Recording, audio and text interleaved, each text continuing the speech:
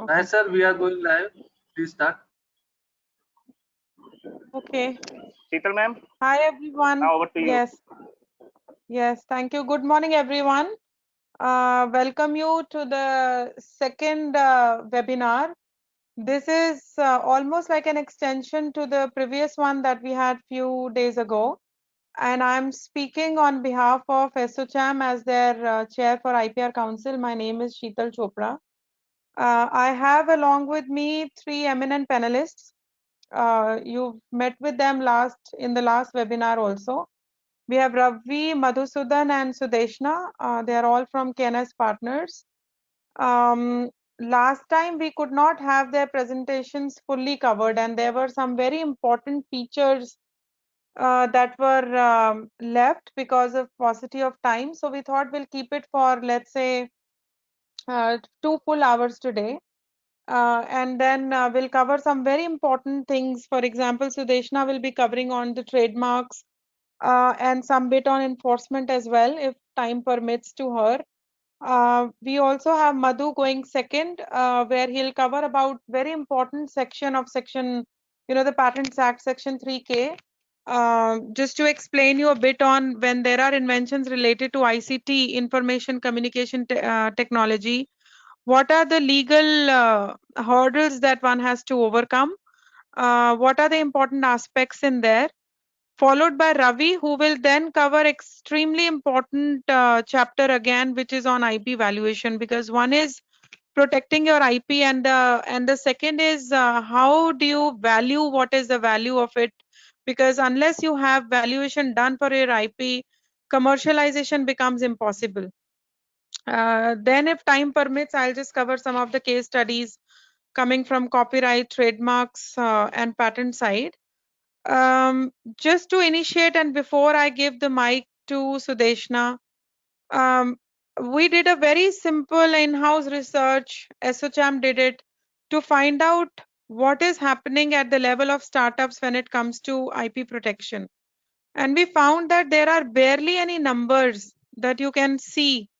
For example, in 2018, there were not more than 908 patent applications that were filed by Indian startups. Considering that there is a huge incentive now being given by the Indian government, and we covered it in the last presentation also, whether it is with regard to subsidies or reimbursement schemes or some sort of funds available, there are incubation centers. In spite of the fact we don't see yet, huge numbers coming from the startups ecosystem, especially when you look at the Indian government talking about startups being more innovative and technology centric. We all expect that there has to be huge numbers when it comes to not only patent applications. We've seen good numbers for sure in trademarks and designs, no doubt. But in patent applications, it is still very, very low. At least on behalf of SOCHAM, SOCHAM tried to do also some bit of research finding out Indian Patent Office's journals and the publications to find out what are the exact statistics. We could not find any yet.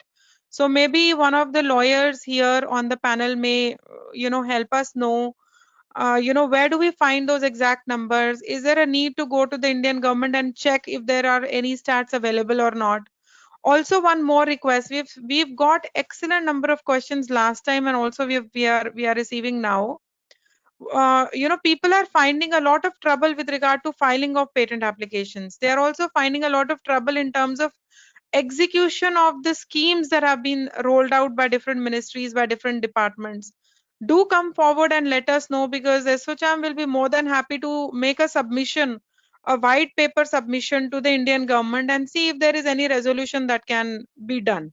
So I think that's it, and we now start with our much awaited presentations.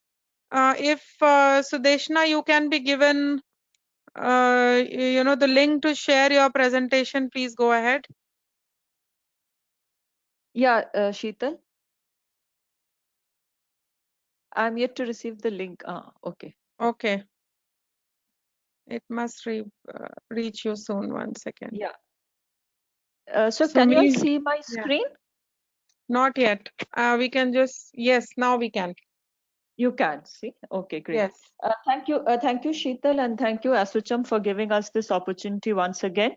I will be touching upon trademark, issues that a startup may face once they go ahead for trademark registration. Last time there was, a paucity of time and we could not cover the thing, so I'll, start off directly with this trademark.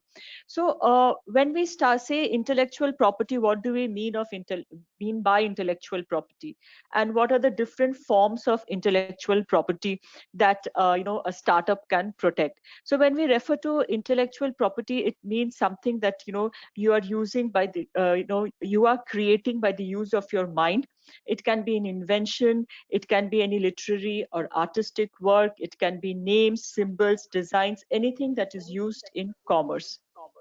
And and another important thing is like why it is necessary to protect your IP. uh, IP is essential to protect because it creates economic growth. Once you have a legal protection in respect of your IP, there is a further advancement. You can think of in enforcing your IP against any third parties, and also the advantage of investment. Now, from this slide, what you can see, you can have a product uh, and the different ways by which you can protect your IP. So the entire, the product that we see here, it's a robo. So that thing, the functionality, it can be protected by patents. The design aspect of it, which is more of an aesthetic aspect, it can be protected by design registration. Now, when we say trademark, it is basically the brand name that you're giving to your product, which is protected by trademark. And copyright, it protects, original literary artistic work. So in this case, it will be the source code or the object code that you can protect by way of copyright. I will quickly go through the trademark flow chart. So once a startup intends to file for a trademark application, these are the steps that a startup has to go through once the application is filed. And today I will be concentrating more on trademark availability search. So once a search is done, and if there is a clearance to go ahead with, you can go ahead and file your trademark application.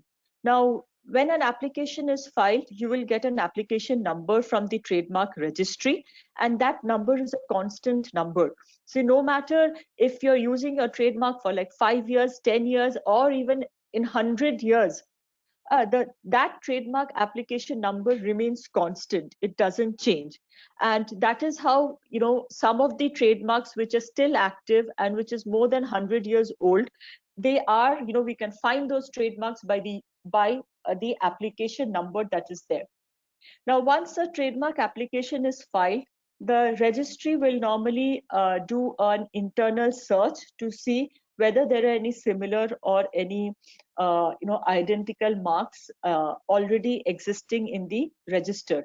So if they see any similar or identical mark, the next step will be what we see is objected and examination report issued. And if there is nothing that they come across, your application will be accepted. And once the application is accepted, it goes straight away to publication.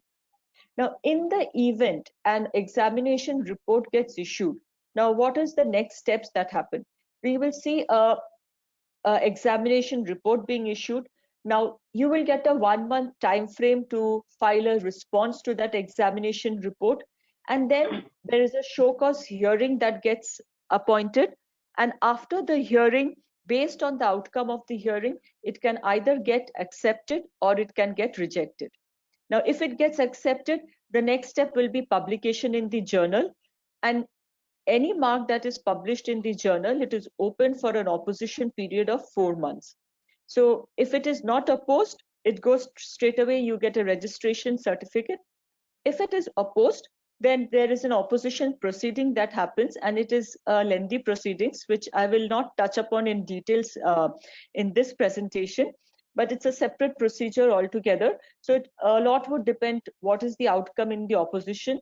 So it can application can get accepted or it can get rejected, and then if it is accepted, then you get a registration certificate for 10 years. So this is the flow chart that the registry will follow once a trademark application is filed. And this is for each and every application that gets filed. Now, as a startup, we face a lot of questions from our clients as to what are the goods or services for which the trademark will be filed. Now, under the Trademark Act, I mean, whatever is the goods or services that a mark will be used for, they are identified under classes. And there are 45 classes as per the NIS classification. So NIS classification is the International Classification of Goods and Services. Now we see, I mean, most of the startups are not aware of the classes, and they say that, our mark is used for so and so, goods, or either we are manufacturing this, or either we will be, doing this particular services. So it is very important, before you go ahead and file an application, to identify what are the goods or the services under which the mark will be used, or for which your mark will be used. And based upon that, you have to identify the classes, which are 45 in number. Now, it is so under the Trademark Act, what happens? The classes are, it's a broad class. So there are class 1 to 45, and under 1 to 45, it's a very broad heading that is there, which we call it as class headings. So it is not advisable to file under the class headings, but to identify the exact goods and services, and thereafter identify the exact classes for which the application will be filed. Now, why it is important to do a search? I will also give some examples as to why a search is important, and what are the pros and cons of doing a search, and how can you proceed once a search has been conducted. Now, for startups or for MSMEs, we always say that if you are in the initial stages, and if you have not already decided on a name, or that name or the mark is not yet used, then it is very important that you conduct a pre-filing search, which we call it as an availability search. Now, the importance is like, before you file with the trademark application, if you do a search, you get to see what are the similar marks or identical marks are there already in the register, and whether those marks will bar your registration. So if there are very similar marks, the chances are that you will get an objection from the registry, or furthermore, the chances are that you can face an opposition from any third party. So that is why it becomes very important to do a trademark search, and it is important for startups, for those startups who have not yet decided on the mark. Now, sometimes we have clients who say that I have been already using this mark for the last 5 to 6 years, and the mark is appearing on our products. We have done so much of advertisement, promotion. So in that case, a search may not be useful, but for startups where you have still not decided on the mark, it is advisable to conduct a pre-filing search to see whether the mark is available and what are the chances of the mark getting registered. So here I have some examples with me. So in this screen, if you see, you will see that there is the application number. So when we do a search, a typical search report is like this when it gets generated. So you will see the application number is here. The class is referred to as class 42. The conflicting mark comes as rapid. Applicant name is given, journal is given, proprietor address, status, and most important is the goods and services. Now you see, for this particular mark, rapid, so these are the goods and services. So this is not a class heading, which I was talking of earlier. Now, if you see the next mark, it is rapid ride. And this is also in respect of class 42. Now, class 42 broadly, it deals with all research and development services, and also for computer related services. in respect of websites, not for computer like mobile applications or other those sort of things, but these are for non-downloadable software. So in the second example, what you see is this is class 42. It is in the name of Rapid Write. And if you see the application date here comes as 2019. Now, this application was filed under class heading. So if you see, the application has been filed for scientific and technological services and research and design relating thereto, industrial analysis and research services, design and development of computer hardware or software. So this is a class heading. Now, when we talk of class heading, it's a very, very broad, identification of goods and services. Now, there are so many aspects that can come under this broad class heading. Now, we see a lot of startups who would have gone ahead and filed an application under a class heading. And, Deshna, yes. can you increase the size of this presentation, because this is very small font and maybe some of the audience wants to see it clearly. Okay, is it Is better it possible? now? I have increased. Can you see? Is it possible to do it? Yes, yes. Better? Yes, and now, yes, much better. And now can you explain? No, don't go that much beyond, because it is Okay. going out of the Okay. slide. So is this okay? No, little, 1 second, little, yes, this is okay. Okay. And so this is the last line where you were explaining that it is quite broad? Yes, yes. So if you see this scientific and technological services and research and design relating thereto, industrial analysis and research services, design and development of computer hardware and software. Now, this application has been filed under class heading. Class heading, that means under class 42. Whatever class 42 encompasses, this application has filed it under every services that is possible under class 42. And the outcome that we see is that this application has been opposed by a third party. So so that's why we can understand, why search is important and why it is very, very important to identify the goods and services. So if you see the previous application, I will just go up. Now this application is also rapid, and the application below is also rapid. So the important or the dominant portion of the mark is rapid. So that's why we have seen that this application, the second one, has been opposed by a third party. Some of the reasons why opposition is filed, I will also explain that. But before that, if you see the first application, this is not a class heading. Now, what the first applicant has done is basically to identify their services, whatever comes under class 45. And if you see, they have clearly mentioned those services. So when you're doing a search or when you're identifying the services that you're going to provide under that particular mark, it is very important to identify the exact goods or exact services. So I will also take another example. So sorry. So this is another example. Just let me know if it's big enough for people to see. I mean, if you all can see it properly. Yes, can see it. Yeah. Yeah. So if you see, the mark here is also very similar.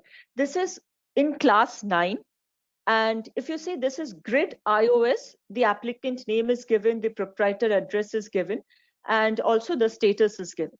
And the second mark is also Grid Ion. Only difference is S here and N here. And if you see, this is in the name of a different entity, but this mark is also registered. Now, what is the big difference here is that these two applicants have not filed under class 9 heading. So they again have identified specifically what are their goods here. So class 9 deals with goods. So when we say goods and services, from class 1 to class 35, 36 are goods, and from 36 to 45 are the services. So class 9 will be in respect of goods. So if you see here, they have clearly identified their goods: computer operating software, routers, switch hub, and server operating systems. And similarly, even Grid Ion have identified their specific products here.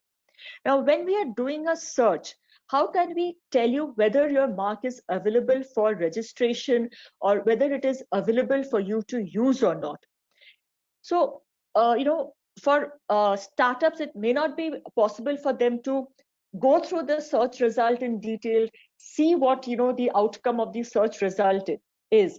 So when you're going through a search or you have done a search, the way you can identify whether your mark is available for registration, whether it is not going to infringe any, identical or similar mark, is through go through all the details that are there in the search report. So I'll just, go. So if you see here, even in the previous site, so if somebody wants to file an application for, say, rapid with any other prefix or suffix, and we have to conduct a search, or you have to do a search, it is very important to see what are the prior cited marks that are getting captured in the search result. Another thing is to say when that mark has been filed, that application has been filed, and what is the user information of the prior cited mark. So if you see in this rapid slide, this user date is somewhere around 2012. I think so, yeah, it's 2012. So whereas in this mark, maybe, the user date is not there because they would not have started using the mark prior to filing the application. And also an analysis is done based upon the goods and services that are reflected in respect of a prior cited mark.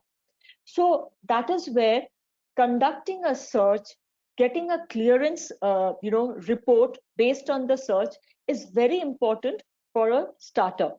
Now, based on this report, you can take a stand whether your mark is available for registration, whether there are what are the risks if you want to go ahead, in what way you can minimize your risk by differentiating your goods or your services from the ones that are already existing in the records of the registry. So these are a lot of aspects which will help you to take a right call, and also maybe a smoother prosecution of your application, and thereafter getting a registration certificate. So this is very important if you're for doing a search and to get a clearance. Now sometimes we see that client would have 1 or 2 marks, but we always suggest keep at least 3 or 4 marks ready, because sometimes we see that you can get blocked by if you have just decided on 1 mark. So in that case, what you do, you try and see whether you can go ahead for the other marks. So rather than fixing on 1 mark, it is always advisable that you have at least 2 to 3 marks in in your mind that you can go ahead with if 1 or 2 of the marks get blocked by a search report.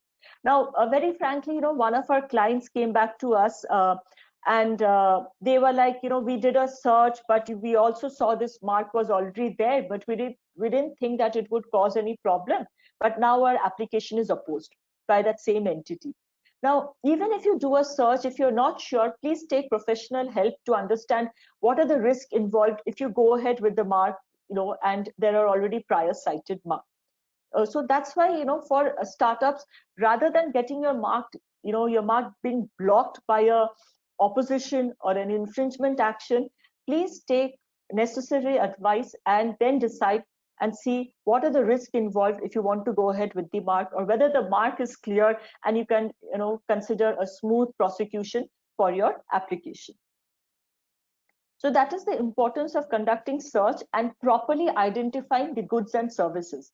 Now sometimes we will see a very similar mark, but like in this slide, if the goods and services can be differentiated properly, there is always an argument that you can place even before the registry, or even with any third party who may consider opposing your application, or if you get any legal notice later on. So those are some of the the defenses that you can take, saying that, see, mark may be similar, but the goods and services are totally different. So there does not exist any confusion among the consumers. So these are some of the defenses that can be taken if an objection is raised by the registry. So, I will go through the requirement for filing a trademark application. Now, once you are clear, after conducting a search, the next step is, to file the application. And these are some of the requirements to file the application, that you have to give your complete name and address of the applicant. The application can be filed in the name of an individual, or it can also be filed in the name of a company. Specification of goods and services in respect of which the mark is used or it is proposed to be used. So like specification, what I said is to identify correctly what your goods and services are. Another important aspect is, like, once you have filed an application, you will not be able to add anything new to your application. So when you're identifying your goods and services, it is, you should keep in mind that you're including everything that, that is going to be provided under that particular mark or under the services that you intend to provide. Because once the application is filed, no further amendment can be made. I mean, no further addition can be made, but you can always delete something from that application. But another important thing is, when you're going ahead and filing the marks, sometimes we see that clients will, they will, especially in respect of startups, they may not have the mark ready. So they said, we have seen that, they said, okay, this is a mark, but it may undergo some change in the next, 1 or 2 months. So if it's something like that, where you have not yet finalized your mark, please don't go ahead and file the application. Because if you, once you file it, like I said, there can be no changes done. And if there is any change in the mark in the coming months, then you have to again file a fresh application. So once your mark is finalized, once you know what are the exact goods and services, then you can go ahead and file the application. Now, there has been certain changes under the trademark rules in 2017. Now, previously, we could file an application on a proposed to be used basis. And, even if we had filed claiming use of the mark, there was no requirement to file a user affidavit at the time of filing the application.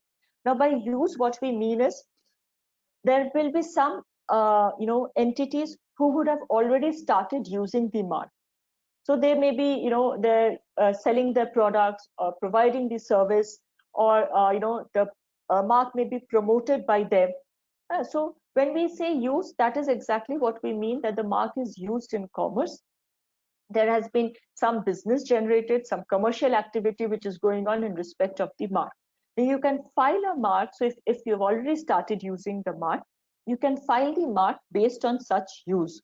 So we can file the application today, but you would have maybe commenced, you would have commenced use since, say, January 2020.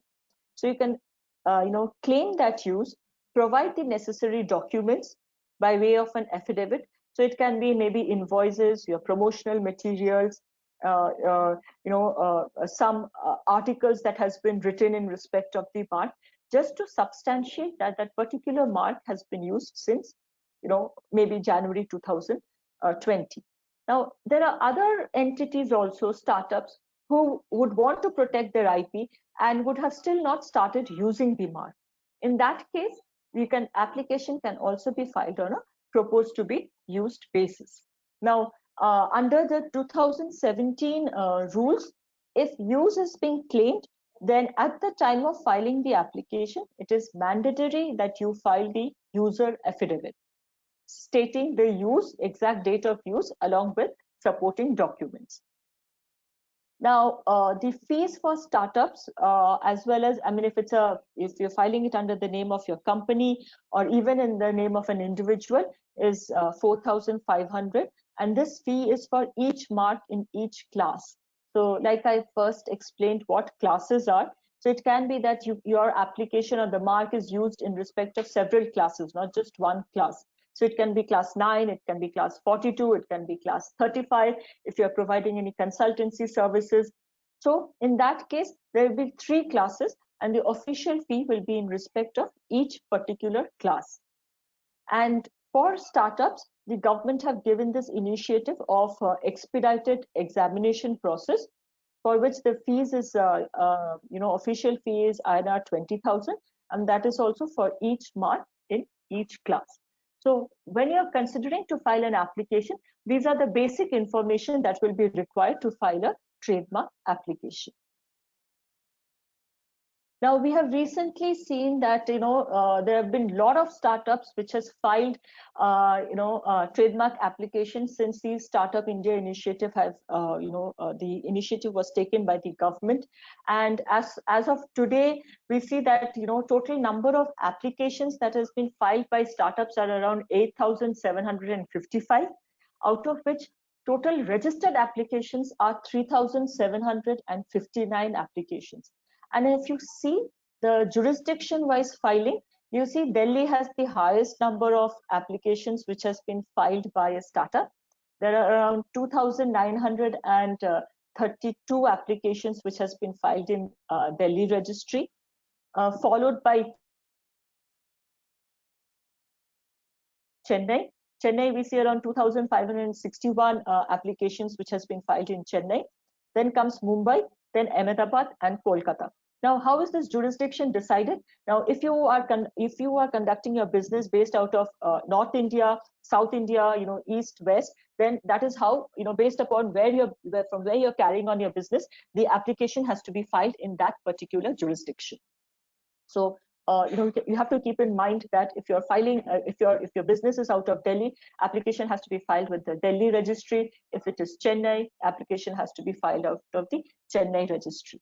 So our experience is that Chennai registry is extremely prompt. I mean, most of the registries are, but we have seen Chennai registry being really prompt and a lot of action happening with the Chennai registry. So once an application is filed, immediately they take it up for examination, and they will review the application and send us examination report if at all examination report is issued. Now, this is the prosecution part. So if you go back, I will just go back to my slides where I had mentioned the flow chart. So once the application is filed, there will be examination report issued by the registry, and this examination report is issued based on the internal search that the registry conducts. Now, what happens if you have not conducted a search, then you will be not aware of what are the marks that can get reflected in the examination report. But if you have done a pre-filing search, you will be aware that, okay, these are the marks and these are the ways that I can overcome an objection. And if nothing gets reflected in the pre-filing search, then you can be assured that your application will be filed, then accepted, and straight away goes for publication. But a prosecution happens like when examination report gets issued.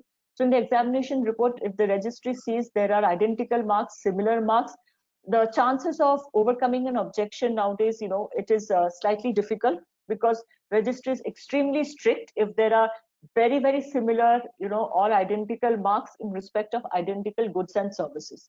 So if they see that, even if you file a response, chances are that you will get objected, or your application can get refused at the hearing stage, which is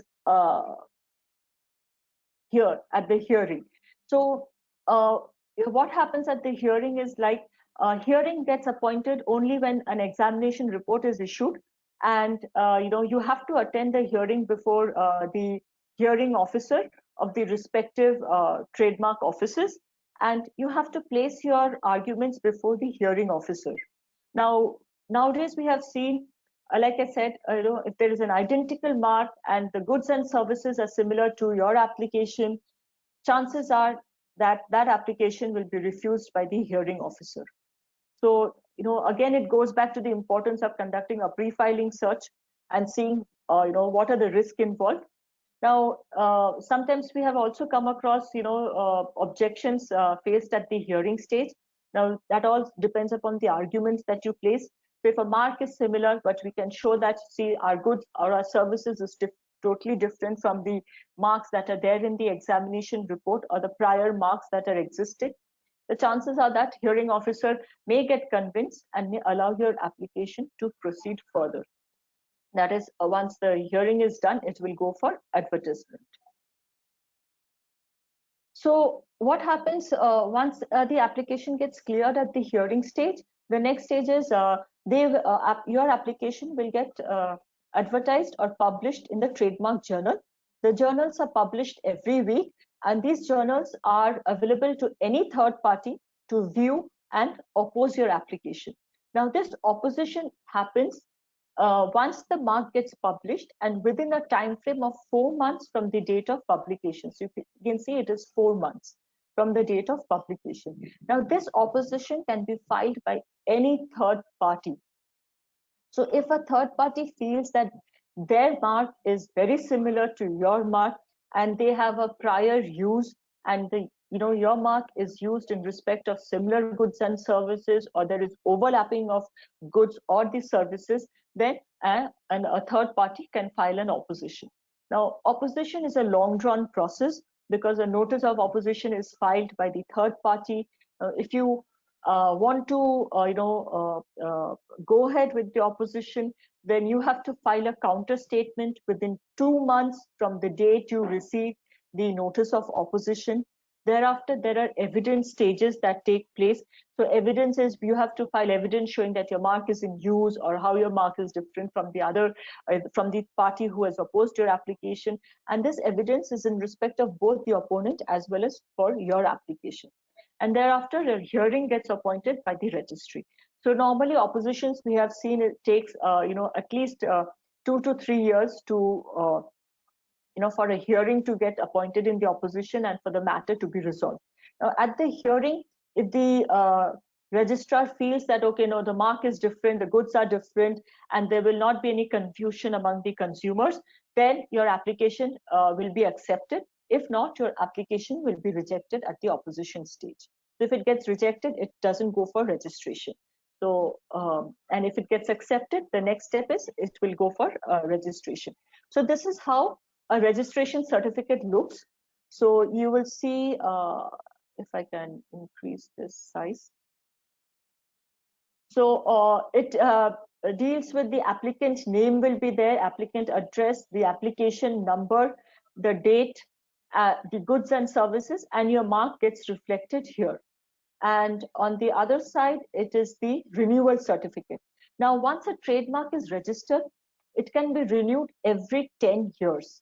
And that is the best part about, how you can build your brand and how, your brand adds to your goodwill and reputation. So we have seen some trademarks are there which are more than 100 years old and they still continue to be active trademarks. And this can happen, once you keep renewing your mark every 10 years. So if you don't renew every 10 years, then your mark will be lapsed and you have no other option but to, file a fresh application if you want to. But if you're not using the mark, it is entirely a business decision that you can take. Another very important thing that you have to keep in mind is, even if you're filing an application on a proposed to be used basis, in the sense that if you have not yet started using your mark, now once you get the registration certificate, you have to make sure that you are using the mark within a period of 5 years. Now, if you don't use a mark within a period of 5 years, chances are that any third party can apply for cancellation of your mark on the ground that you don't have any bona fide intention to use your mark. And therefore, you're stopping another third party who really wants to file a application for the similar mark from using their mark. So it's very important that once the application is filed, please start using your mark. Otherwise, it can always get cancelled or revoked by a third party after the mark gets registered. So that is the prosecution process, broadly speaking, the prosecution process for trademark registration. I will quickly touch upon the, tips and strategy by which you can protect your trademark. Now, it is very important to, like I said, preserve evidence of use of mark, not only in India, but also internationally.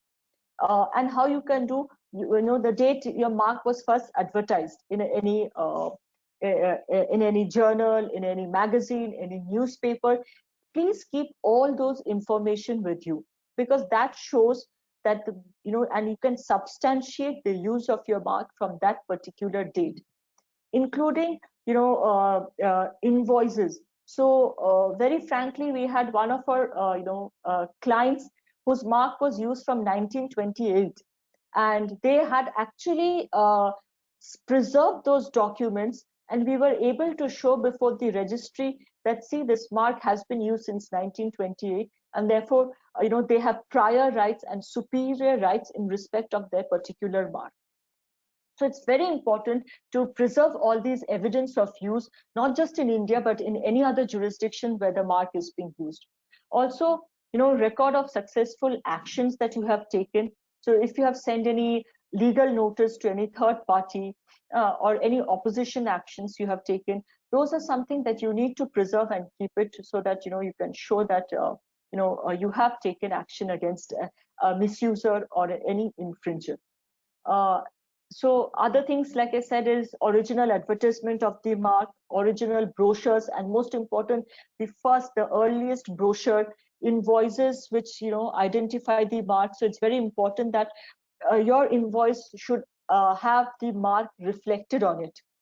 Otherwise, if it just has the company name and does not have the mark, then it may not be of much value or much use if you want to take any enforcement action against any third parties.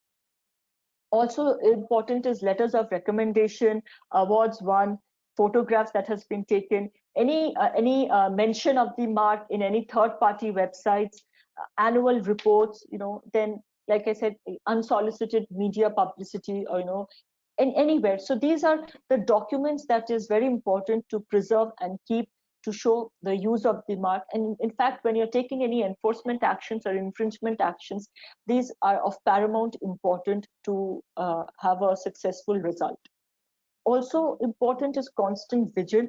You need to keep a constant watch in the marketplace to see whether there are any third parties who are using any similar mark or any identical mark in respect of your similar goods and services. So we see a lot of entities who may make small cosmetic changes here and there. But if you have a registration certificate, you have the exclusive right to use your mark, and you can prevent any other person from using a similar or identical mark in respect of similar or identical goods and services. Another important thing is to conduct market surveys on regular intervals. You can take the help of trademark watch services. So what we sometimes we have seen, like I said, the journal gets published every week. So one thing is that for our clients, what we do is we identify any similar marks or identical marks, and then we inform them. You see, this is a mark which is very similar to your mark. Would you want to take an opposition action? Would you want to send any legal notice? So these are the services that you can avail from a trademark watch service. You can file oppositions, you can send cease and desist notice, and you can also issue periodic cautionary notice in newspapers saying that you are the registered proprietor, and any party who is using a similar mark, they are not associated with you in any manner. And also important thing is to register corresponding domain names which is similar to your trademark. So these are some of the IP protections tips and strategies that you can take. It is very important to protect your IP and not just file it and without taking any action, because that is how trademark helps your brand to grow and also adds the goodwill and reputation. For example, some of the oldest trademarks that we have seen in India is like Tata. Though Tata is a name, a person's surname, but because of the extensive use and the well-known and the aspect of the mark, it is one of the well-known marks in India. Not just in India, globally, Tata is taken as a well-known mark. So when we get global reports, very few Indian marks get into it, but because of the brand value and the way they have protected it and the extensive use of the mark, they appear in most of the reports that we see on the top brands globally. So it's very important that you take proper action and make sure that proper enforcement action is taken, and proper action in respect of protecting your trademark from third parties. Because you another important aspect you have to keep in mind is, like, you may see somebody using it, but you may not take any action. But after 5 years, you think that, oh no, this person has grown using my mark, and now I want to take an action. You will face a lot of hurdles in those cases to actually enforce your rights. The earlier you enforce your rights, the court will also recognize it, and you will get a better result in respect of your mark. So with that, I come to the end of my presentation. Any questions? I'll be happy to take.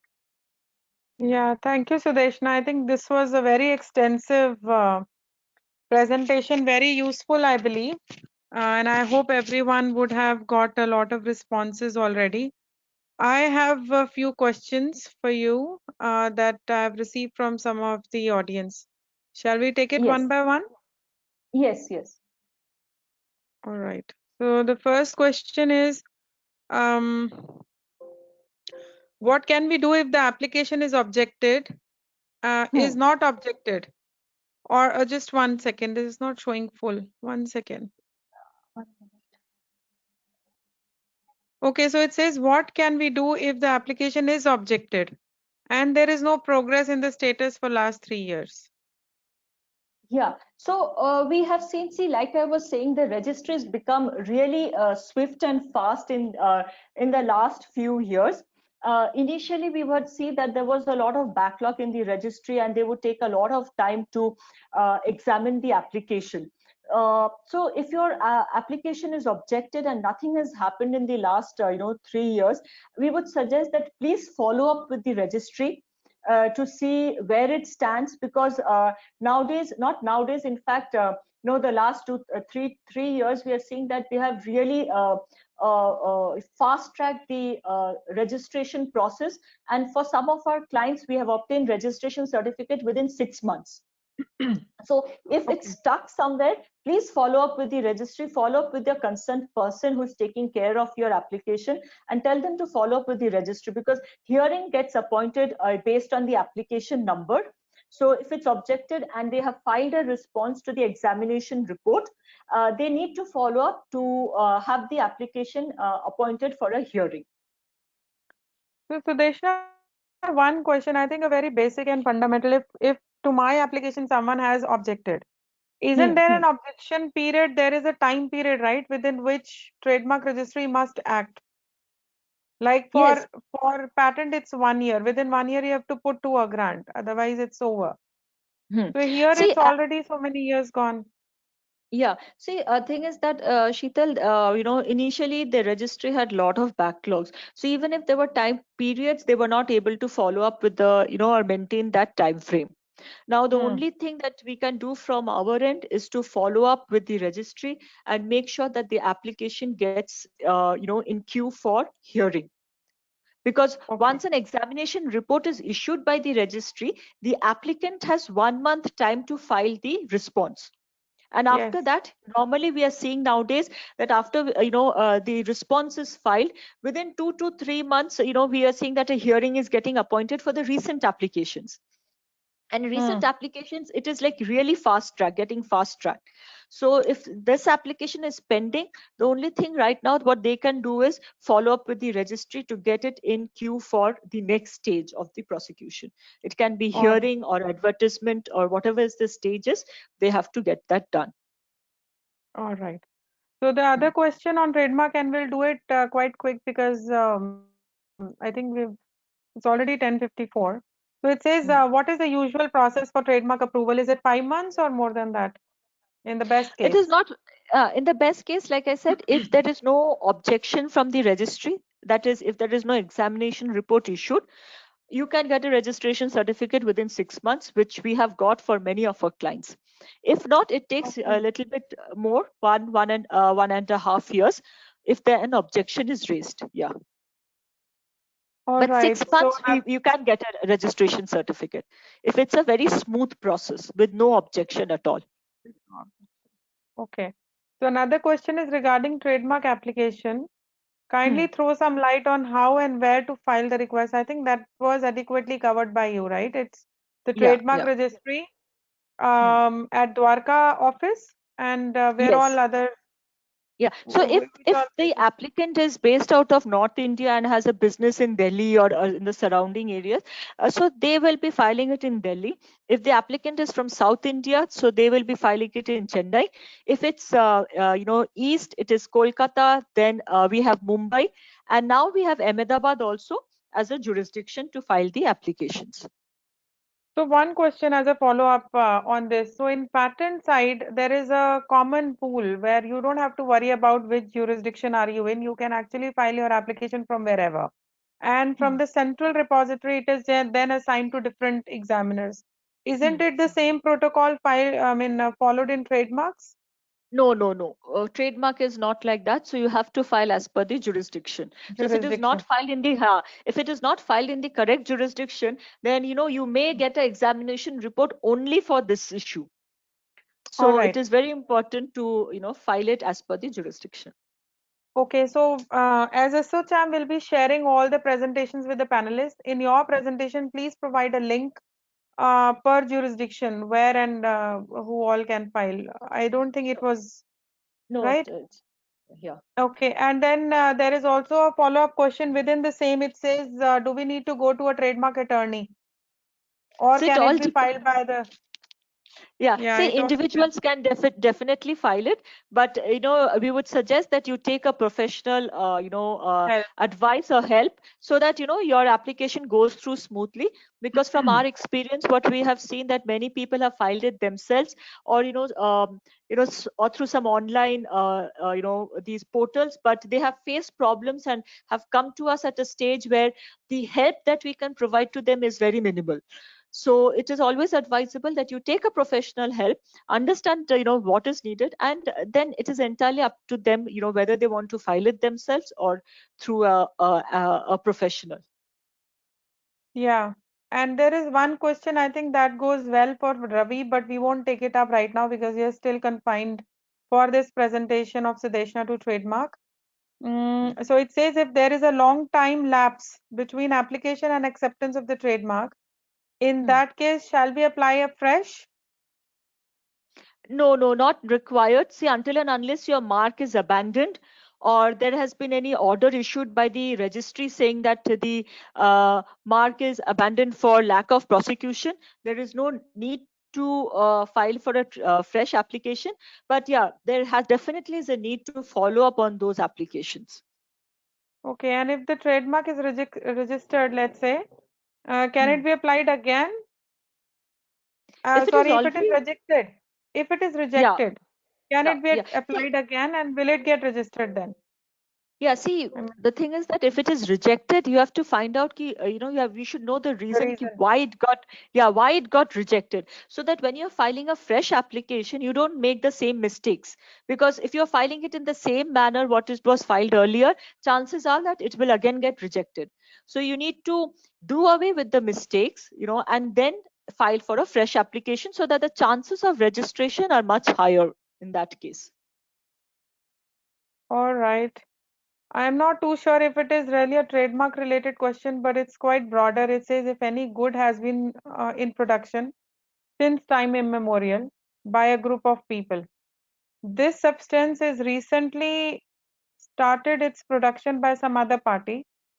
Can the first party still claim as original producer? I think it all depends upon it's a trademark and patent related question coupled because if it's since time immemorial, it must have lost its 20-year of patent protection if the patent was taken, then I don't think that there is a claim that can be filed against any third party because anybody else after 20 years is free. I'm not too sure if it is really a trademark related question because it is more with regard to production of a product. Ravi, what do you say? Can't hear you. So, Your audio. thank you. Yeah, yeah. Is it better now? Yes. Can you hear me? Okay. So, Shikhar, you rightly mentioned that this would not be a fit case for patents because either the product in question would have lost its novelty and therefore it's not patentable anymore. Second, even if it was a patentable subject matter was and was indeed patented, based on the question, it seems the 20-year period would have gone. It's Not gone, really yeah. fits into the patent scheme of things under patents. But on the maybe on GI, I don't know whether it has any relevance around GI and something that Sudeshna we want to touch upon. Yeah. Yeah, Yeah. so yeah, I'm not sure what exactly the product that they are mentioning. So if it's a GI related thing, then GI is something which can be taken up by an association as such and not by an individual. And that association has to focus on the growth and of that particular product and in respect of the group of people who will be benefited from that GI. So that is a Okay, very broad yes. way of putting it. Yeah, yeah. Yeah, but I'm not sure you how both much have, trademark is involved here, but maybe from GI perspective, that is something that very broadly I can say. Yeah, yeah, I think that has been rightly picked up. Maybe I can request the asker to again rewrite it if it is more with regard to GI. yeah, Then I don't think that there is any bar with regard to the time limit like we have in patents. exactly. Yeah, But you can always identify that whether that group of people have got their GI registered or not. exactly. Registration makes it a better sense. So let's come back on this question if we receive any Yeah. further. Then we have how can we know that our trademark is copied and what to do with that? I think that's more with regard to keeping an eye in the market or even hiring, some of the law firms Hmm. to keep Yeah, a check on. Yes, go ahead. yeah. I had actually covered that in the tips and strategy. Yes. So basically, you have to keep a market watch, see from the journals whether there are any similar or identical marks which are being registered by any third party. So these are some of the ways you can actually keep a watch in respect of your trademark. Yeah, also I think it gets linked with the domain name because most of the times trademark and domain would look Exactly. completely similar or the same. Yeah. And Yeah. we are Yeah. seeing that there are large number of domain names which are fake, which are actually copy paste of Yeah. someone else's trademark. So keeping Exactly. a check on the domain names because that's more easy to scan your internet and Hmm. see if similar names are emerging and then find out if others have started to use that Yeah. trademark. Yeah. Yeah. So that could be one of the ways. I think Yes. we should close the trademark session because we've got Ravi and Madhu in the queue. Um, because there is another question which says that if someone files an IP for a food product, can competitors copy the ingredients recipe? File That an is not. IP with, yeah, it's not. It also depends upon the whether your food product is under a trade secret, which means there is no IP formally Yeah. registered. But if there is a patent, of course, everything it's a quid pro quo where 20 years of term is given only when you reveal your the process and a product to the public. And that is how if competitors get to know and if they are manufacturing the same recipe with the same ingredients within that term protection, you can always sue. But any of the other panelists can reflect more light on this. Yeah. So in respect of Uh, trademark, what I can what I can say is that trademark does not protect the ingredients and all that stuff. Yes. So it basically protect the brand name. So that is something which we have to keep in mind when we are talking of or in respect of trademark protection. Yes, right. I think we should then stop here in the interest of time. And let's start with Madhu. If you can be given a handle to now present your, but confine your presentation maybe to 10 minutes and we leave more opportunity for people to ask and get their answers to Sure, their questions. sure. Okay. So can you see my screen? Yes. Okay. Thanks, Sheetal, for the introduction, and thanks, Asasham, for this opportunity once again. Uh, so today's topic is patent recruitment in ICT space. As in the introduction, we have talked about, I'll focus more on the software-related inventions while discussing the presentation. Before moving to that directly on the software, let us see there are two different stages in procurement. One is on pre-procurement stage and on the second stage while procuring the patent. In pre-procurement stage, it's very important for any startups or MSME to keep that in mind or have a mindset of protecting their product or process. That plays a vital role because we have seen in our experience many startups or MSMEs, they don't give a lot of interest to protecting their products, the process owing to fund crunch. But it's very important tomorrow if you're believing that your product is making a big name in the society or the market, then it's important to have that mindset from the beginning itself. I am going to protect whatever the new idea or the invention we develop in the process. And second important aspect you need to keep in mind is inventions mining in your company. There are various process we can follow for having invention mining, where you can conduct a hackathon in the firm, in the company, or you can have tools embedded in the firm, or you can have a monthly a process where innovators can submit the IDFs, or you can conduct IP clinics kind of thing where you have a discussion with your inventors and identify what is the new thing is floating around in the industry. A third important aspect, not to forget, this is very important, having IP agreement between employer and employee. That is the major problem you have seen in some of the startups where they don't have IP clause either in the part of the employment agreement or the exclusive IP agreement between the employer and employee. What happens in absence of IP agreement? That think a situation where your employee have a good idea in his mind and leaves the company and goes and joins to the competitor for various reasons. In that case, he generally gives out that idea to your competitors. But all the idea you would have developed in the process of employment in that company, earlier company, and that company lose out the opportunity even different in the future. So important aspect for any startups such as small scale companies to have a IP agreement as part of their employment agreement or an exclusive. These are most common pitfalls we have observed when to file the patent application.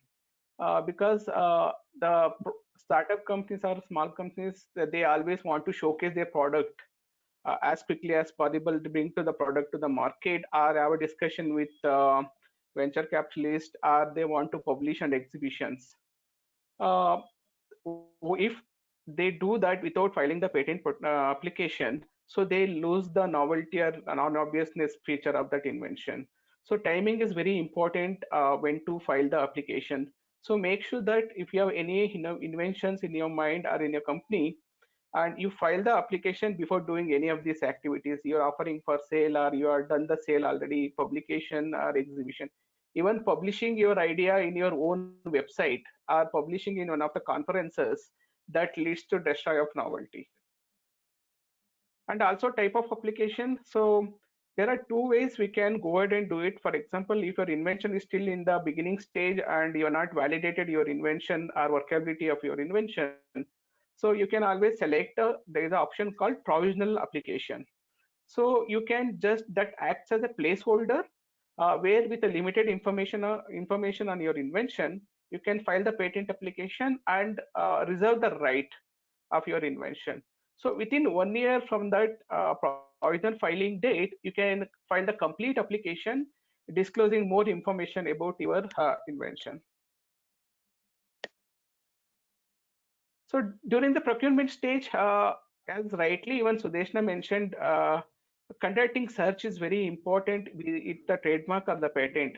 So even in the patent, we generally suggest to do a prior art search or a patent research to understand where exactly your idea stands, whether such kind of idea has already been published by someone or already has been protected by some third parties, or just to see even there is some idea is already published, can we work around that idea?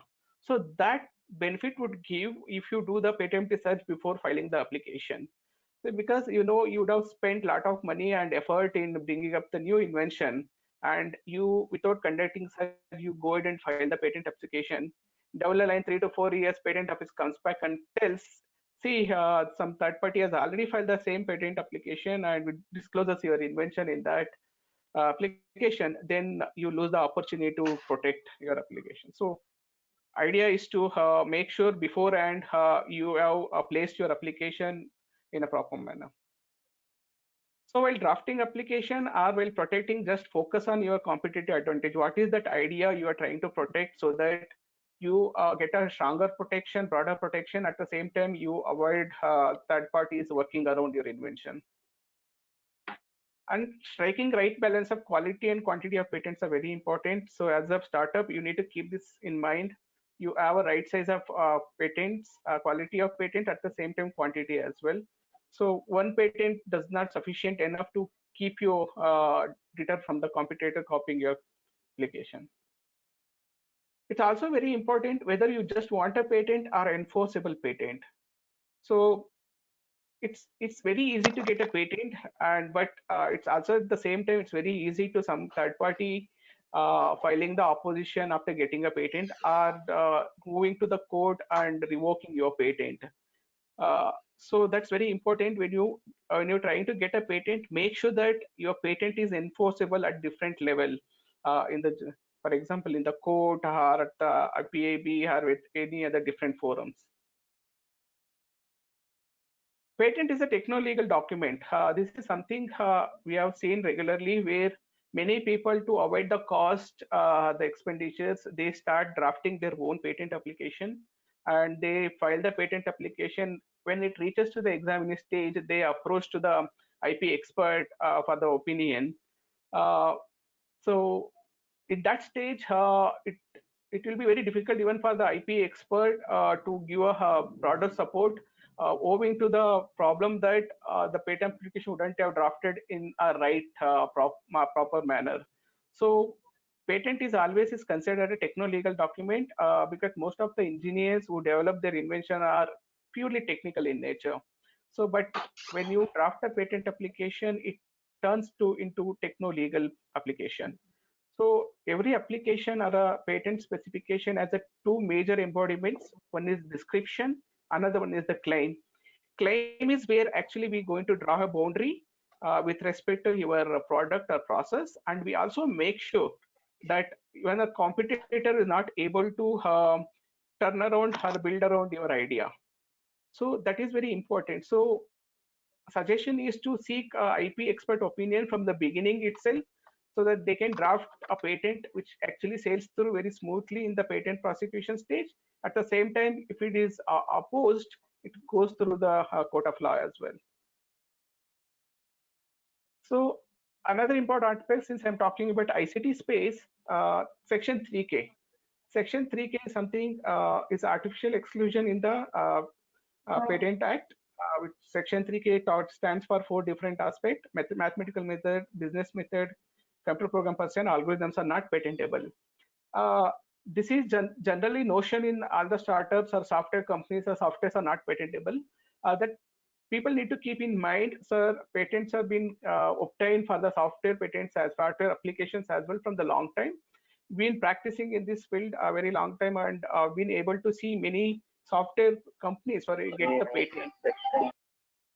What is important aspect when you're drafting the application, some of the terms which you see on the screen, like program, software, financial transaction, equations, needs to be suppressed. So idea is to, when you draft the patent application, showcase more on the technical aspect of invention, and make sure that you showcase some hardware limitation when you're drafting the application. If I want to give an example here, when there is an improvised quality of communication between two user mobiles, then it's important to showcase that you have a user devices on both the sides, and you have a network in between, and you have a server, and you have various processes happening between these two devices. Such kind of application is very easy to sail through. And in order to give the comfort to software industry, patent office has come out with CRI guidelines. The reason we came out with CRI guidelines is there was a huge consistency problem in 4 different patent offices in India. So in order to overcome, we have got the CRI guidelines. Now CRI guidelines clearly says, if your invention is technical in nature, and if you're able to demonstrate technical benefit or technical solution for the technical problem, we can get the patent for the software applications. See, these are the 4 stages your patent application goes through. Filing. In the filing stage, search and drafting will happen. Then it goes to the prosecution, where patent office examines your application for novelty and industrial applicability and various other formality issues. Once we are able to sail through the prosecution stage, then grant will happen. Once the grant happens, then you have to maintain your patent application for 20 years. So every year you have to pay the renewal fee. What exactly prosecution means? It's a process of applying for patent and having the application examined by patent office, followed by obtaining grant and maintenance. What happens when you file the patent application? It goes to the patent office, it puts into the queue for examination, and once the examination happens, patent office comes back with the patent examination report. That's called, we call it as the first examination report. He'll cite certain prior arts, which he, according to his interpretation, those prior arts would be disclosing your idea, which you are seeking to protect a patent. So we have to go back with a proper response within 6 months from the day you receive the first examination report. With the proper response showcasing what is the difference between your invention vis-a-vis the citations or prior arts, and also highlighting what is the technical benefit you are providing with respect to those citations. If you're able to demonstrate these differences, the patent office, it will go to the patent grant. If still examiner is not satisfied with our response, examiner provides an opportunity for hearing, where applicant or the agent of the applicant have a one-to-one conversation with the examiner. We can argue about the case, and we can sort out the differences between the applications, and we can put the application in grant. It's an opportunity for an applicant to put the application in order for grant. So that is generally happens in the prosecution. Here, one thing you need to keep in mind in the patent procurement, every application you need to be followed with the examination request. Unless you fail the examination request, your application will not be taken up for examination. For example, if you file the patent application today, and you have a maximum of 48 months for the filing the request for examination. If you delay request for examination, for example, you file the request after 3 years from today, then your patent application will take up for examination only after 3 years. That means it goes in the queue, and in the queue, it will go in the chronological order. It may take another 1 year or 2 years to your application reach to the examiner. So that delay happens. But if you file the request for examination on the day you file the patent application, it automatically goes into the queue of examination. It will be taken up for examination immediately. For startup and small companies, there is an option called expedited examination, which is similar to trademark practice, where once you file the expedited examination, your application will be taken up for examination immediately. And in our experience, we have seen patent being granted within 8 to 10 months from the day you file the patent application through examination process, expedited examination process.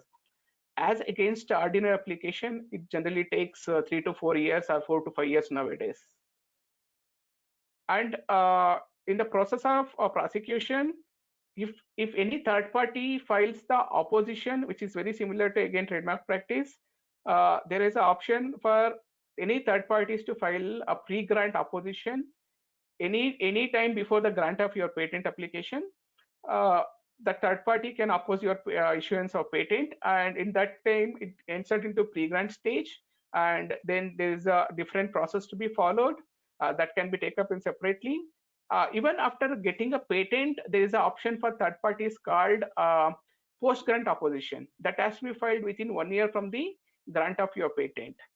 So if nobody files any kind of opposition, be it pre-grant or post-grant, then your application is safe and it can go ahead and you can claim the benefit of your patent.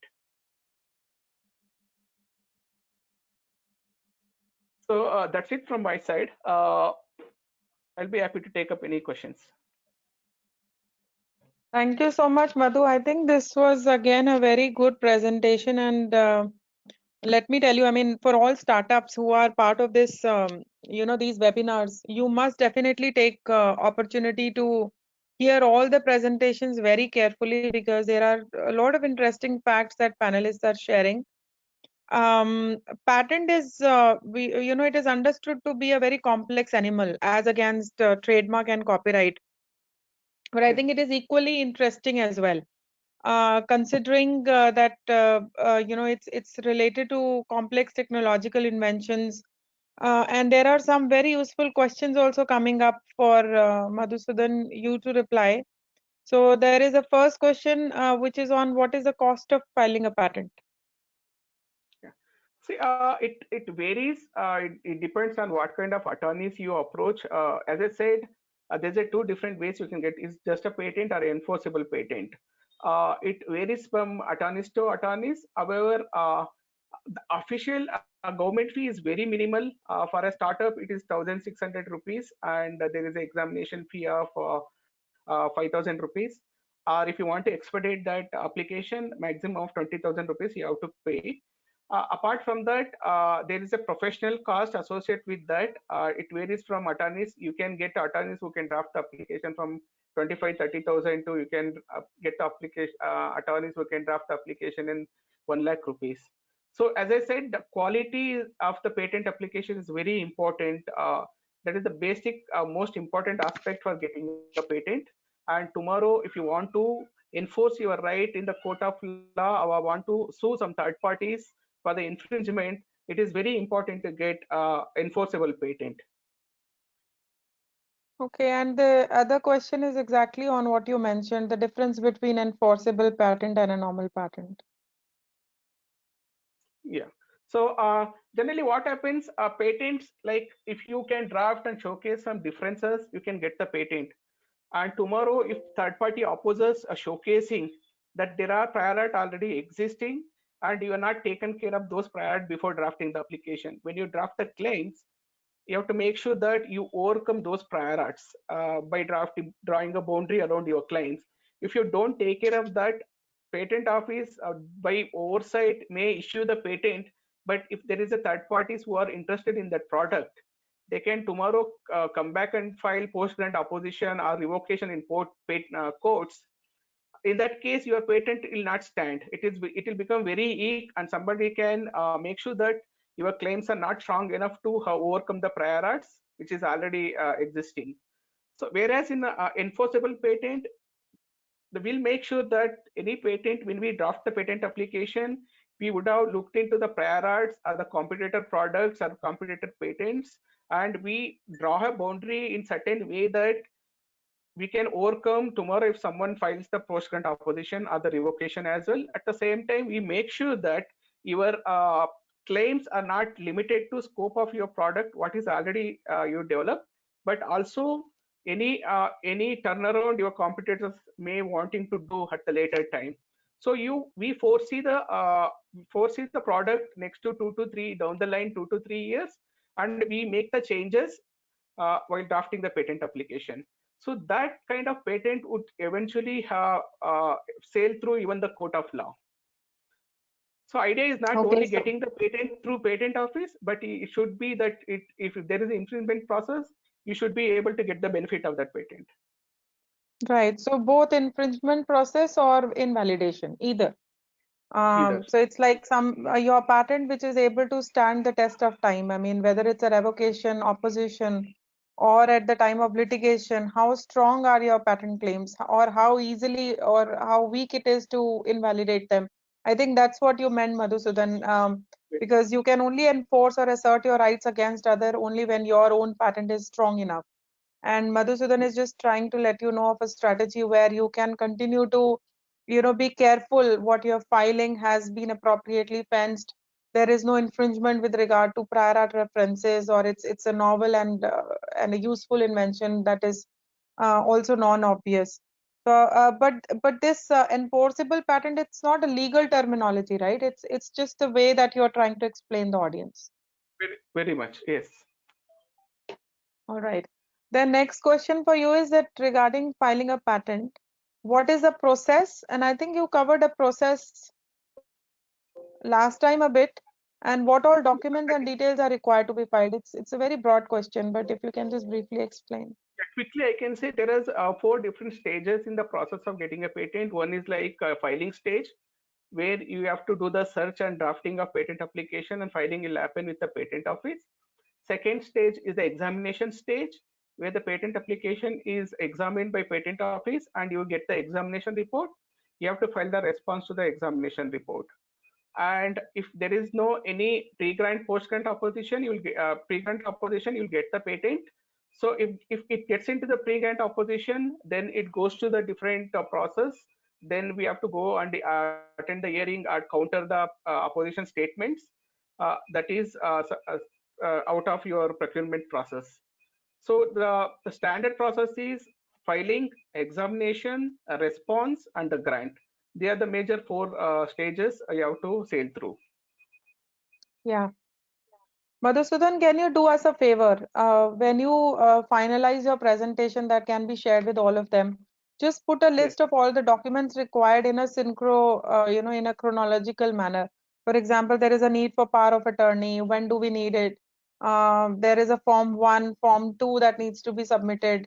What time do we need submission of claims, or whether you are a true inventor or not, the kind of affidavit that is required at that time. So do present that in that manner, and maybe it will be useful for others to then see. But I'm Sure. happy that there is a huge participation. We've got more than 400, as I can see.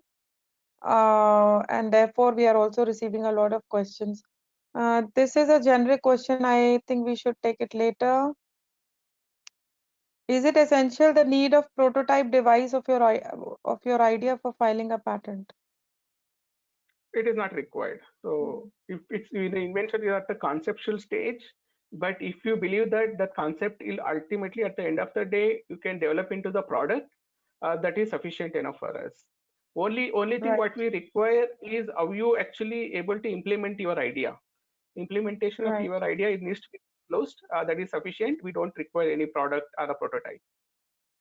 Right. And I think therefore a provision of provisional patent application is given by the patent office, where when you are at a very early stage of your innovation or invention, and you want to really further take it up, but in order to freeze your priority date so that there is no one else who is able to get that priority date, at a time of filing provisional, you may not have all the relevant information even about your own invention. So this is to let patent office know that this is something, some area where you are trying to work, followed by a complete specification, as Madhusudan also mentioned last time, when you need to have better idea of your invention, because that's where you file for claims. And but clearly, as he rightly mentioned, prototyping is not required for you to file a patent application at the first instance. Then if we list some innovative features in our website, does that nullify opportunity to file the IP for that feature? Now, which IP are you talking about? And I assume you're talking about patent. Then also, I think we have got some grace period of 1 year within the patent statute, that even if you have exhibited or started to use it in a public for experimental purposes, you can later on file the patent application. But Madhusudan, feel free to give better clarity on Yeah. this question. Yeah, regarding listing out the innovative features or inventive features in the website, it all depends how exhaustively you are listed out those inventive features. If some third party reads those innovative features and will be able to understand how you're actually able to develop your invention, by such kind of disclosures, you lose the novelty or inventive aspect. Otherwise, just merely listing out the benefit of your top products are the advantage of your products. Yes. In that case, you're protected your novelty or inventive asset, and you still go ahead and file the patent application. So disclosure here, it's very important to understand. What we mean disclose is if something you disclose which third party can easily practice and develop your invention easily. If you're disclosing that such level, then you're disclosing the idea to the public, but you're not disclosing the implementation aspect. For example, what are the different components of your product, how your components are arranged together, or what are the different steps you have followed to develop the product. If you're not disclose such kind of explanation to the public, then you're safe, and you can still go ahead and file the patent application. This generally we have seen lot of by the professors in the research institute, where generally they would like to disclose the idea to the public and later they approach to file the patent application. It becomes very difficult sometimes, because if you see, the grace period is not applicable for all the different situations. uh, the grace period is applicable only when you disclose your idea in the exhibition which is recognized by the government of India, not in all the exhibitions. For example, you went to some colleges and you disclosed your idea, which is not recognized by government of India, then you will not get the 1 year grace period. At the same time, if you are disclosing idea for offer for sale, for example, you advertised your product on some catalogs or in the website, even that kind of disclosure are not considered for the grace period. So even the grace period as a limited application, we have to be very careful when you're seeking for a grace period. Uh, Having said that, just make sure that irrespective of that, a grace period, idea is to protect your invention by at least filing a provisional application as quickly as possible. Then start going ahead discussing or disclosing your idea. Yeah. And next question is with regard to what we just spoke very briefly, how to validate a true and first inventor among all inventors mentioned in the application, being a patent agent. Now, I didn't understand the last three words, being a patent agent. But anybody who has been listed as an inventor is true and the first inventor, unless someone comes and challenges that. But Madhusudan, please explain it a bit more. Say true and first inventors here, actually you need to keep this also in mind. People who actually contributed in developing the invention. So they Yes. all fall under the true and first inventors. But if someone is just testing out your product, just coding the product, they'll not be called as a true and first invents. True and first inventor who has conceptualized the idea, worked on the development of that idea. They are the true and first inventors. If I rightly understand the last part, patent agent, if you are part of patent agent and you have got some inventions to protect, but you have given certain idea on that invention, would you be qualified as a true and first inventor? Then definitely you have to look into the agreement you have with your clients, and at the same time, because there's a lot of obligation on that part, you've been hired to work on that particular invention, and if your client will give an option for you to list out as an inventor, that is fine. Then there's a question of like hire contract agreement. So there are various different legal means you have to go through before a patent agent become part of the inventorship. So it depends on the client, first of all, whether the client is willing to, and second, if your client hired you to do certain work, then it falls under hire contract agreement. Then you have to see that agreement as well. What is the scope for you to list out as an inventor? Yeah, and then there is also connected question. It says how to find out who is true and first inventor in the list of inventors in the patent publication. And as Madhusudan rightly mentioned, see, generally, if anybody who is filing for a patent application, even if it's 153 inventors listed in that patent application, all are considered to be true and first unless there is a challenge that so and so is not the one or so and so is not the right one custodian. In fact, just to give you an example of one of the pharma companies, consider a hypothetical situation that there is a R&D and there is a boss or the researcher who is given the headship or to do that project, and there are a lot of chemists who are being hired under him. Usually what happens right from strategy to prior art searching to identify the exact pharmacophore or to find out the best suitable clinical candidate vests or doesn't vest, but this whole research is carried out by the top head who has been hired for that position.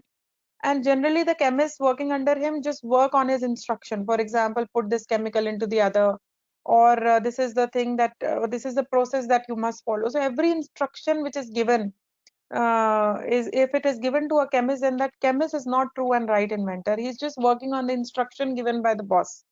And that is how one has to find out whether the listed ones is true or first and true inventor or not.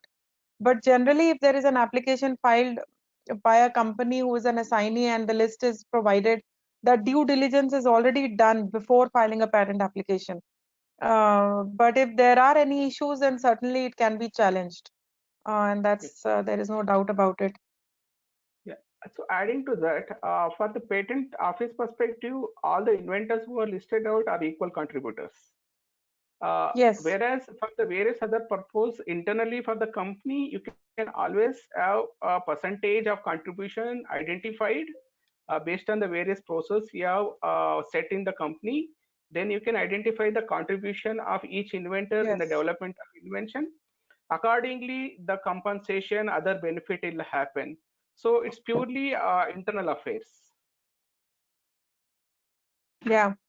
And then there is another question, and I think this should be the last question that we should be picking up right now, because then we're ready to go ahead next. How do we know if our product or idea is worth protecting? Because if we have to decide on this, then it consumes a lot of time and money. And I think Section 3, there is a whole list of inventions, given which cannot be protected under the Indian patent system. That could be one of the ways. Other is that you have your hired patent agent or a law firm that can give you a better clarity on it. But Madhusudan, please go ahead. The suggestion is when you are ambiguity, when you are in the mid of minds, then it's always recommended to approach to some IP attorneys or at least patent attorney and seek opinion, because they are in a good position to tell you whether you can take it forward or not. That is the best approach you can have. But if you certainly believe your product is the improvisation of the product which is already existing in the market, and you're seeing a lot of traction from the customer point of view, then you can take it your product ahead. As I said, with certain agreements, probably you will be doing alpha and beta kind of development. In the alpha stage, probably you are developing the concept, and there is some customer opinion will be seeking.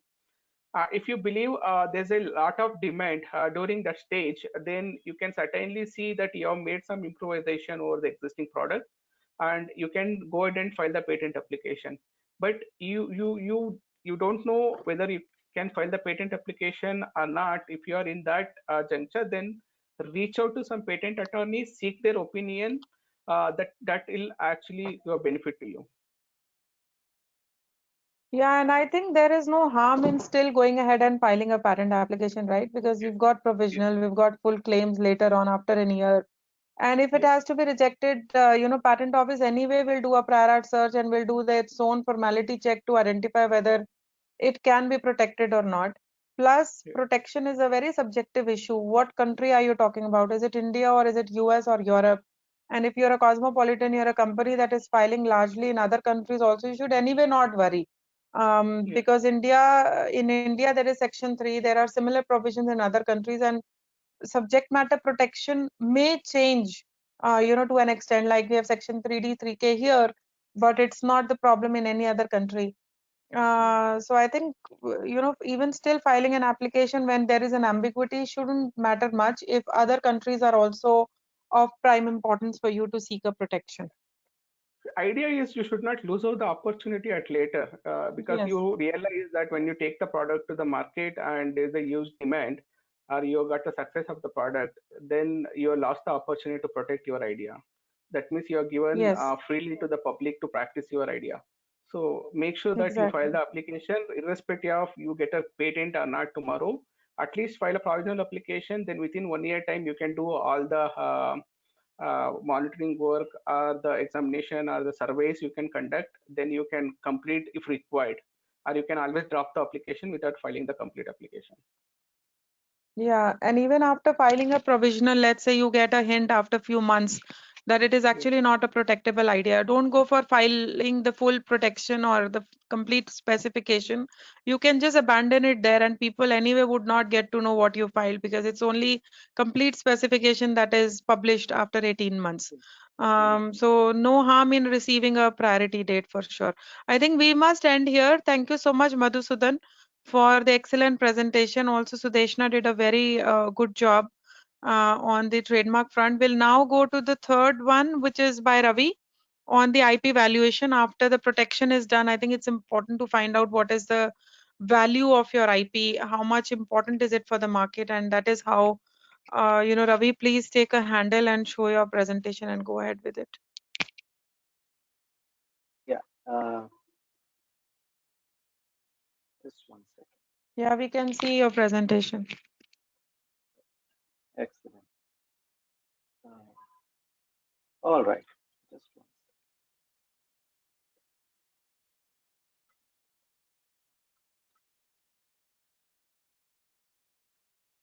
All right. So based on Madhu's presentation, you all notice that once you are able to find out whether your idea is patentable or not, then go ahead and file your patent application. And you do manage to get a patent in due course of time. Uh, Ultimately, at the end of the day, it's really important for you to recognize and understand what kind of value your patent really holds. Whether it was worth all the time and money you had spent to get the patent or not. Now, if you look at yeah, so interestingly, when you talk to venture capitalists, and I'm sure a lot of you in the startup ecosystem would have talked to a whole lot of venture capitalists. A lot of them actually say that there are a lot of ideas, good ideas floating around. So this world is not really short of good ideas. Maybe this world is also not short of people who are willing to put in a lot of hard work. But what is really important to translate a good technology into a successful business is your ability as an entrepreneur or as a startup to deal with the process of maturing that idea into something as a successful business proposition. And that process as a whole could be a fairly complex and a risky proposition. We all recognize that large number of startups often fail to survive. We often talk about the of death, that within 2 or 3 years, a lot of young companies are not able to make it. And research has shown that the most critical reason, almost the most common reason between extinction and expansion is the ability or inability of a startup to timely raise capital. Now, if you think of startups, and all of you as startups quickly recognize that what you have as a startup is essentially two things. Your idea, which made you create a young company, and the set of people you hold who are creating those ideas and helping you implement those ideas. Then the question comes in that you identify those ideas, map those ideas, get a patent and trademarks and other things around it. But the idea is, can this patent that you've built or the patent portfolio you have built, can it actually help you monetize and help your startup grow further? Now, just one second. And this is where it's established that if you have a good quality patent asset, like Madhusudan talked about, whether you have patents which are really enforceable, which can survive through the test of time in the court of law, that I think really becomes an attractive proposition for the investors or potential investors. There are enough data points to suggest that if you are able to keep building your patent portfolio, and here I'm talking about building a meaningful patent portfolio. So one part is to quantitatively build a portfolio so that you get the visibility in the marketplace. But what really matters is the quality of patents you are able to build over a period of time. And there are enough data points to suggest that with the time, if you're able to double your patent portfolio, and I'm talking about more from startup ecosystem, then with every doubling of your patent portfolio, research shows that there could be increase in valuation of the company for a young company by almost 10 to 15%. So that's the power of patent in terms of building the value of the organization, especially when it's idea-based, technology-based company. So patents can often become even a financing tool for young companies, and young companies are really looking for capital to keep the ball rolling. Now, when you talk about financing, which can happen through patents, could be equity financing, which is the most common tool used by young companies, where you dilute your equity as a founder, co-founder, you're able to bring in money. Investors will put in money looking at the kind of IP you own, apart from several other factors, of course. What is not been often explored in Indian ecosystem, particularly, is about debt financing. Now, this is about using your IP as a collateral, and here you're not really diluting your equity, but you're able to pledge your IP and are able to get financing to keep the ball rolling. So IP can help you in that context as well. And of course, the ability for you to use IP as a security, where you may not have the revenue stream right now, but in view of your IP, you're able to sell the future stream of revenue that you will get by way of royalty once you are able to, let's say, license out your technology. So interestingly, IP can help you in doing a whole lot of things in terms of supporting you financially as you build and scale your business. Now, when you're trying to do all of this, you're talking to a bank, you're talking to a VC, you're talking to any other institutional investor, they would ultimately like to put a number to the IP portfolio or the patent portfolio that you may have built. And here, look at the uncertainty and the challenges that people at large feel when they're trying to put a number in terms of what's the value of the patent portfolio that you hold. And the challenges are around issues, for example, there's so much of technology variability that you have developed a piece of technology. It's different from what others have done, even in the same sector. So there's a differentiation. So you often, for valuation, need a reference point, and then you say, okay, vis-a-vis that piece of technology, you are adding more value, and hence your IP has certain X kind of value, which is more than what was already known for a competing technology, which was developed, let's say, 2 years back.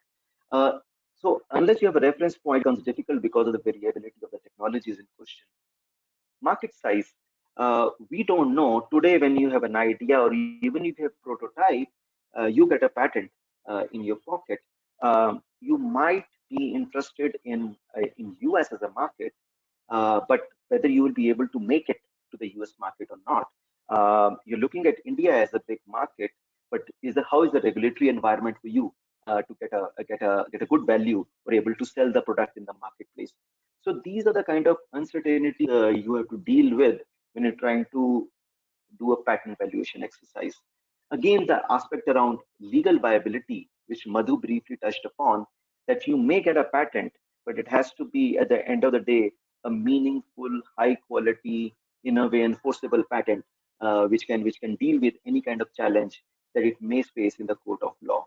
So these are some of the challenges that we often face. We look at valuation of patents. Now, having said that, over a period of time, financial and the legal communities have developed certain kind of methodologies which are commonly used. Some are bucketed as quantitative methodologies like cost method, market method, income method. And the other are more like qualitative analysis where you do a bit of a SWOT analysis.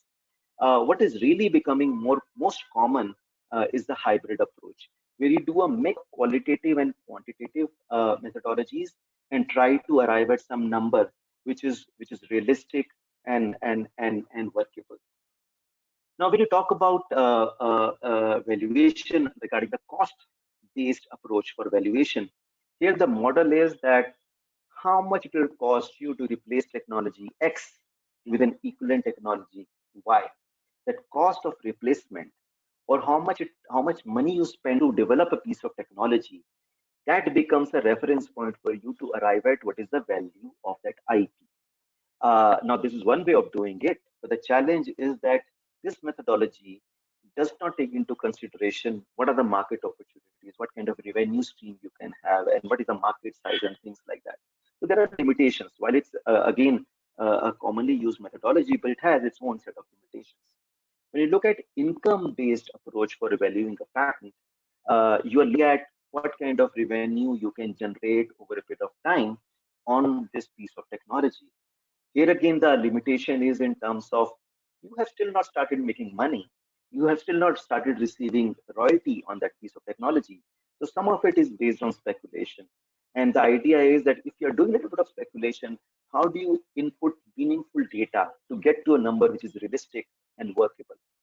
And then we talk about market approach, where the focus is primarily to look at what are the other similar technologies on which transaction has happened and use it as a reference point to arrive at the number. And here again, the limitation could be in terms of the variability of technology that I briefly touched upon earlier. So therefore, the most common approach today is to use a hybrid method, as I said earlier, where you look at quantitative methodologies and the qualitative methodologies and use a mix of the two with appropriate weightage to arrive at a number which is very realistic. Now, when you look at patent valuation, there are four broad vertical elements that are involved in the valuation process. One is the technology per se, how strong the technology is, what all goes into to build that piece of technology and things like that. Legal element is in terms of what kind of patents you have got, in which all countries you have got the patents, how meaningful those patents are. Business is about market, size of the market, geographies, and linked to legal is in terms of in which all markets you have got the patent. When was the patent granted? For how long the patent will be in force, and things like that. And the financial element is that you stitch everything together and put a number to it in terms of what kind of margins you anticipate, what kind of inflation you can observe, what is the purchasing power of the potential customer, and a whole lot of other things that go in, from where you're going to get the raw material, and whether from we're going to manufacture. So, for example, if you're going to do R&D in India, do manufacturing in China, your market is US, whether you got protection in those geographies or not, what will be your costing to get the material from China, and so many other elements that go in to arrive at the right kind of valuation here. So it's a lot of the exercise that we do is data driven, analytics driven to get to a number which is meaningful. Now, what is really important in this entire scheme of things is to make sure that you minimize the speculation element as much as possible. Trust me, often valuation can still be a bit like shooting in the dark, right? Example, you would say, what is the value of the property where you stay in terms of your house? It can go up and down. For example, I mean, on a lighter note now, in COVID-19 situation, the valuation of real estate assets have come down dramatically. Same asset, but based on environment and circumstances, the value can vary. Accordingly, for patents, based on circumstances, the value can vary. But it's really important that if you're inputting right kind of data in terms of legal element, technology element, business element, and finance element, then you arrive at a number which is really meaningful, something that the other party with whom you're transacting or with investors who are looking at your company, they really believe that yes, this number is realistic. Unlike of course, what happened in this US Federal Circuit matter, where the judge felt that the kind of damages that the patentee was seeking in this patent infringement case was really speculative, was absolutely based on unrealistic assertions, and was a pure fantasy. So you don't want to be in a situation where you tomorrow arrive at some numbers for your portfolio, which tomorrow court says were purely fantasy. So doing that exercise in a proper scientific way becomes very, very important as a part of you leveraging your IP to derive more value out of IP. Building IP takes time. It does require a good amount of resources, time, and effort. And therefore, the idea is to build something which is meaningful and which can actually give you returns in due course of time. So in conclusion, IP, as we all recognize, is a very effective tool to finance startups in different forms or shapes, be it equity, be it debt, be it security. Quality matters. Of course, quantity is of course important. Large size company can of course build a very large size patent portfolio, and it does serve their purpose based on the kind of environment they work in. But for mid and small companies, I think it's very, very important to have a very cautionary approach, build a strong, meaningful portfolio which can really serve the purpose for which you started filing patents. Our own assessment, and we've been part of a lot of transactions that happen around IP, and I can tell you, even during this difficult time, if it's a good quality asset, funding is available. Of course, you may want to postpone some of those ideas to get better valuation, but funds are always available for good quality assets and for good ideas. And in India, as I said, gradually financial institutions are opening up more to use various financial instruments like debt financing and securitization, so that people can start leveraging IP a bit more. So this is what I had to present. If there are questions, I'll be happy to take those questions. Yeah. Thank you so much, Ravi. This was crisp and very sharp presentation. And I think what we can gather is that there are three key approaches: the cost method, market valuation, and the third you mentioned is about the investments Uh, also. income, yeah, The income income, the method, revenue and stream, the revenue stream. yeah, yeah, Yes. exactly. Yeah, but I can for sure tell you that valuation is not something pretty easy. It requires not only the inventor who has, invented it, but you need plethora of other group. As Ravi rightly mentioned, you need a legal person to sit with you to identify what you are going to put out in the market. Will it be able to suffice your claim or not? Or like he mentioned about US federal court, where he said that whatever you did in the market was all based on speculation. You also need a management guy who would then inform you, about the supply chain and the market analysis of it. You need a finance guy who will then inform you what are the different sources through which a particular revenue stream can come. So it's a mix of a lot of people who have to then sit together and then find out the final value of your IP. Um, Exactly. for sure, there are certain questions where, people, sometimes say, okay, maybe you have invested 100 rupee in coming up with a product, um, and you are charging, let's say, 150 rupees. How do you contribute that, how do you account for that 50 rupees? Or sometimes people may question that maybe you might have invested just 2 rupees, but the value of your IP that has been created must be beyond that 2 rupees, because it depends on how much it is contributing to the welfare or how much is it helping the consumers at large. So it's a full range. It's a big spectrum of variations that one has to look upon. Let us just pick up some of the questions. We have only 3 minutes left, and I won't be able to cover up my presentation where I try to pick up some of the live cases from trademark, copyright, and patent. Maybe we do it in the next session. But let us definitely pick up some questions. I have responded to few already, and maybe we can pick up what I could not respond to.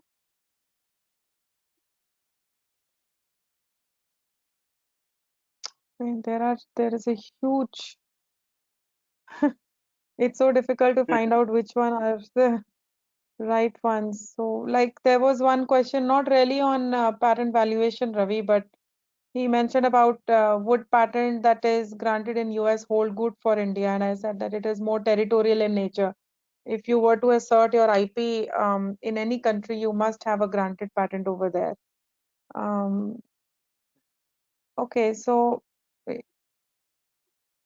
he mentioned that's okay. There is another question which is very broad. Main IP challenges in digital economy. If Ravi, you want to pick this up.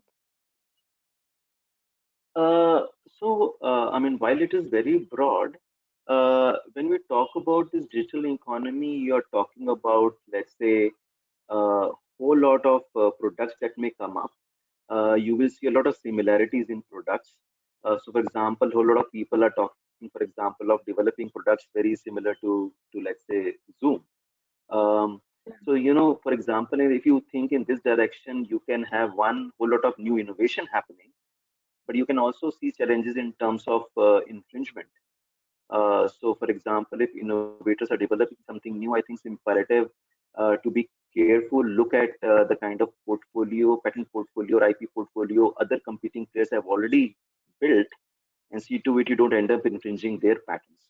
So that's one element that you have to be careful about. Now, there are other elements could be in terms of the tech space. So in financial technology, we are seeing a whole lot of innovations happening, but then there are challenges in terms of security issues that one has to be careful about. Then there are issues in terms of whole lot of personal data sitting on all these new kind of tracking tools, especially that we are seeing during the COVID times. And then the allied issues to IP is about data protection in terms of, especially in India, when you don't have the trade secret laws, you are essentially protected by way of your contract or by way of your conduct.